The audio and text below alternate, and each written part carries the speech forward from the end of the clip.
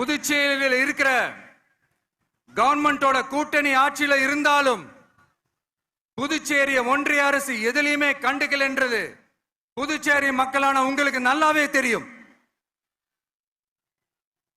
மாநில அந்தஸ்து கோரிக்கையை மட்டுமா கண்டுக்கல, இங்க வளர்ச்சி ஏற்படவும் துணை நிக்கவே இல்லைன்னு கேள்விப்படுறோம்.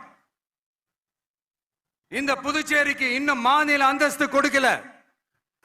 மாநில அந்தஸ்து வேணும்னு கேட்டு பல முறை சட்டசபையில தீர்மானம் போட்டு ஒன்றிய அரசுக்கு அனுப்பி வச்சுக்கிட்டே இருக்கிறாங்க.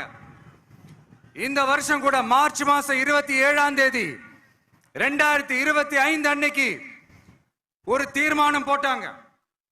அது மாநில அந்தஸ்து வேணும்னு கேட்டு ஒன்றிய அரசுக்கு அனுப்புற 16வது தீர்மானம்.